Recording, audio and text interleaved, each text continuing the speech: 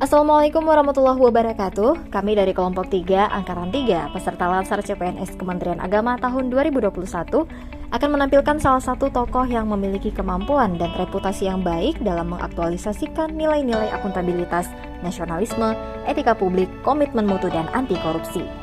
Dia adalah Dr. Sofyan Djalil SH MAMALD yang kini menjabat sebagai Menteri Agraria dan Tata Ruang Indonesia. Pria kelahiran Aceh Timur pada 23 September 1953 ini merupakan sosok yang pernah menduduki jabatan menteri sebanyak 6 kali. Sebelumnya, ia pernah menjabat sebagai Menteri Negara BUMN, Menteri Komunikasi dan Informatika, Menteri Koordinator Bidang Perekonomian Indonesia, dan Menteri Perencanaan Pembangunan Nasional Indonesia atau Kepala Badan Perencanaan Pembangunan Nasional. Dr. Sofyan Djalil ini merupakan salah satu tokoh yang menerapkan nilai akuntabilitas. Hal ini terbukti bahwa beliau tidak hanya menjadi menteri selama 6 kali, tetapi juga pernah menduduki posisi strategis di beberapa perusahaan swasta nasional maupun internasional. Selain itu, dalam kinerjanya untuk mendorong akuntabilitas, beliau pernah melakukan kegiatan evaluasi reformasi birokrasi dan sistem akuntabilitas kinerja pemerintah. Melayani profesional dan terpercaya itu adalah nilai-nilai yang ia tanamkan kepada pegawai. Dan selain itu juga dalam hal melakukan rekrutmen pegawai itu dilakukan seobjektif mungkin, begitu juga dengan promosi pegawai yang didasari atas dasar prestasi, bukan karena lobby. Ya, Dr. Sofyan Djalil ini juga sering menyampaikan informasi kepada publik melalui media massa dan media sosial, dan dia juga membentuk program podcast Kementerian ATR BPN sebagai media komunikasi dengan stakeholder. Pak Sofyan Djalil bisa dikatakan salah satu tokoh nasional yang sangat profesional. Sampai-sampai ada istilah siapapun presidennya, Sofyan Djalil menterinya. Ini membuktikan bahwa kemampuan beliau selalu dapat diandalkan oleh pemimpin negara ini untuk menduduki posisi menteri dalam setiap periode presiden. Menurut saya, Pak Sofyan Djalil salah satu tokoh yang menerapkan 5 nilai dasar ASN. Antara lain, beliau adalah sosok yang sangat akuntabel. Kemampuan alumni dari Universitas Indonesia ini dapat diandalkan oleh banyak pihak. Sempat juga beliau menjadi konsultan Good Corporate Governance dari berbagai perusahaan baik dalam dan luar negeri.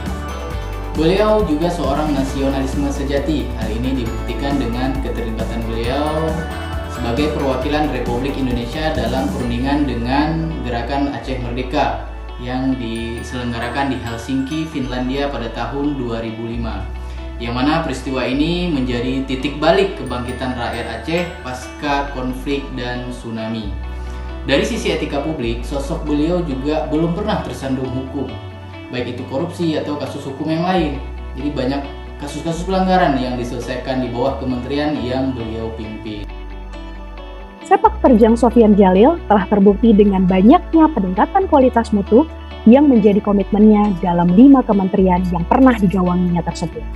Selama menjadi Menteri Kominfo pada Kabinet Indonesia Bersatu pertama, ia menerapkan percepatan pengembangan industri teknologi informasi dan komunikasi sebagai bentuk peningkatan profesionalisme layanan publik.